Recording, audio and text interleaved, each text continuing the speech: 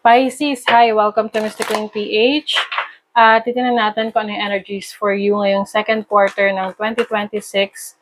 So that's April, May, June. Ayan. So this is a general reading. Pwede kang makarelate, pwedeng hindi. Just take what resonates. And another reminder, I will not message you or follow you para mag-offer ng services. Mag-ingat kayo sa mga fake accounts and scammers.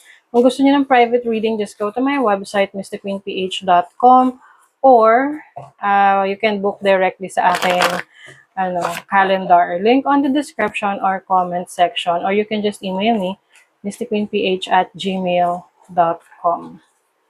Okay, let's see, Pisces. What's the energy for you ngayong second quarter? Ilawan na natin, madilim na. Okay, woo! Speaking of ilaw, the sun is here. You are the source.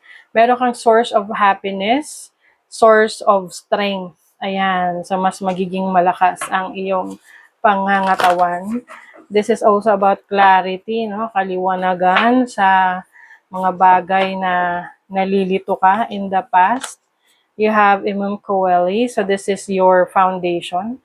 You're going to have a very strong foundation para sa mga goals mo, sa mga bagay na gusto mong ma-achieve, sa mga plano mo. Some of you, pwedeng may pagbabalik pagdating sa pinanggalingan nyo. When I say pagbabalik sa pinanggalingan, pwede ikaw ay OFW, tapos sa second quarter ng 2026, uuwi ka sa Pilipinas, diba? Or sa probinsya mo, kung hindi ka man OFW, like for example, nagtatrabaho ka sa ibang lugar, uuwi ka sa iyong probinsya. You have conjunction, alliance. So I also see people are going to support you. Merong mga tao na nandyan, kaagapay mo, katulong mo, katuwang mo sa mga pangarap na binubuo mo para matupad mo yan. You will also meet people na talagang, kumbaga sila yung magbibigay sa iyo ng advice, mentorship, guidance, kumbaga kakampi mo sa mga pagdadaanan mo ngayong second quarter. You also have the Three of Cups. So this is friendship, camaraderie. This is celebration. Some of you merong reunion, no, with some people na you've worked from the past or nakasama mo, kaklase mo, katrabaho mo. And meron ditong major event na pupuntahan mo. Pwedeng meron ikakasal sa family or sa kaibigan mo. And you will gain new friends, you will meet new friends. You have Apprentice of Wands, so this is someone na mahilig sa adventure. Some of you, pwedeng meron kayong short distance travel o kaya naman merong unexpected opportunities elsewhere na kailangan yung puntahan, asikasuhin ng mabilisan. You also have the Ace of Cups. This is new beginnings, new opportunities for love or source of happiness. So, yung iba sa inyo, pwedeng kung may plans kayo of having a baby, pwedeng merong pregnancy or having a baby within the family.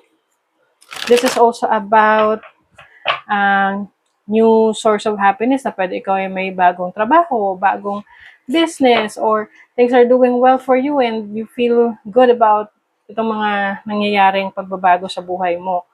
I also see someone here na hihingi ng tawad sa'yo. You also have the Oracle of Swords, so someone na maingat, no, pagdating sa mga desisyon niya. I see na mas magiging meticulosa sa direksyon na tatahakin mo. Some of you will be cutting off connections that are no longer serving your highest good. Pwedeng kaibigan yan, pwedeng sa family, or even loved ones. You are reclaiming your power. So, yung iba sa inyo, pwedeng meron kayong kukunin, no? Kukunin na alam yung sa inyo. Pwedeng gamit to na hiniram sa inyo, tapos kukunin nyo na, kasi sa inyo talaga yon. This is also about resolving an issue. Pwedeng may kinalaman na rin dito ang korte or problema within the family. You are reclaiming your power. Also, mas magiging mapanuri. Meron kang i-assess, meron kang pag-aaralan, i-evaluate Yung ba sa inyo teacher o kaya naman meron kayong i-check, pwedeng may bibilin kayong properties, or kahit ano pa yan na may kontrata. So, babasahin nyo maigi yung kontrata, i-verify nyo, i-validate nyo. This is about healing. Some of you, maaring merong healing process dito pagdating sa mga tao na nakaaway nyo in the past. Like what I mentioned sa inyo kanina, meron hingi ng tawad. So, pwede yun yung magiging somehow dramatic situation ninyo ngayong second half ng 2026. But this is also about making some adjustments or parang may aayusin ka. Pwedeng literal na ayusin, may papaayos ka na sasakyan, papaayos mo yung bahay mo. Okay, also strength, take time to make clear decisions. So, ayan na nga.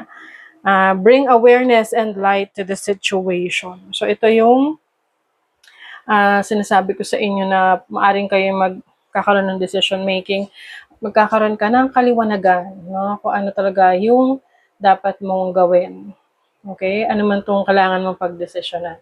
So, that is your reading, Pisces. Thank you so much. See you again.